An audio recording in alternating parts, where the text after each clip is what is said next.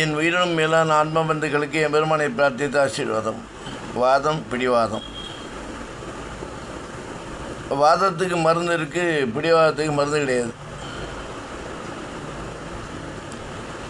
வாதம் என்பது உடலில் ஏற்படக்கூடிய வியாதி, அது மருந்து கொடுக்கலாம். பிடிவாதம் என்பது மனநிலை, சந்தர்ப்ப சூழ்நிலை உருவாக்குறாங்களோ உருவாகிறதோ, அது மருந்து கிடையாது. அவளா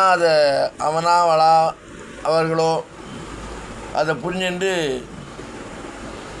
பிடிவாதத்தை உடனோன்ற எண்ணம் வந்தால் தான் வாழ்க்கை செம்மையாக இருக்கும். நீ சின்ன குழந்தைகள்லேருந்து பிடிவாதம் இருக்குது. மொபைலில் பார்க்காதானே பார்க்கும், ரொம்ப நேரம் விளையாடாதுன்னா கேட்காது, அதே சமயத்தில் எந்த நேரத்தை இது பண்ணுன்னா பண்ணாது, இங்கே போகாதுன்னு எடுத்து பேசும். இது இந்த விஞ்ஞான வளர்ச்சி வளர வளர அதுலேயே மக்கள் சிறு வயதுலேயே அடிமையாகிடுறது.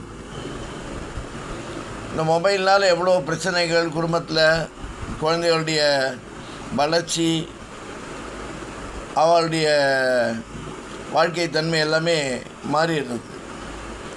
இதனால் கோவப்படுறது, பிடிவாதம்.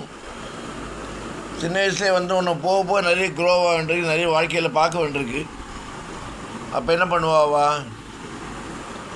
அதை புரிஞ்சுட்டு பிடிவாதம் இல்லாமல் வாழணுன்னா முதல்ல மெடிடேஷன் முக்கியம். அப்போ தான் கோபம் கம்மியாகும். கோபம் கம்மியான பிடிவாதம் வராது. நம்ம ஏன் பிடிவாதம் படிக்கிறோம்? பிடிவாதம் தேவையா? நல்லது பிடிவாதம் படித்தே தீரணும், மார்க் வாங்கியே தீரணும், அதுக்கு உண்டானதை வாங்கி கொண்டு அது கேளு. பெற்றோர்களுக்கு உனக்கு வாழ்க்கைக்கு உண்டான பயனை கொடுக்குற வழியில் போகிறதுக்கு பிடிவாதம் பிடிங்க. அதுமாதிரி எல்லாருமே, ஆண் பெண், கணவன் மனைவி, பெற்றோர்கள் குழந்தைகள் எல்லாருக்குமே இது அடக்கம் சொல்லக்கூடிய வார்த்தைகள். இந்த பிடிவாதத்தை என்ன ஆகுது? அமைதி போகிறது, உடல் பாதிக்கிறது, நோய் வருது, மருந்து பின்னாடி போகிறோம், ஸ்ட்ரெஸ்ஸுன்றோம், ப்ரெஷர்னோம், என்னன்னு தேவையில்லாத வியாதியெல்லாம் கொடுக்குறோம். இதுக்கு காரணம் புரிதல் இல்லாத தன்மை, இதற்கு காரணம் விட்டு கொடுக்காத தன்மை, இதுக்கு காரணம் நான், எனது, எந்து.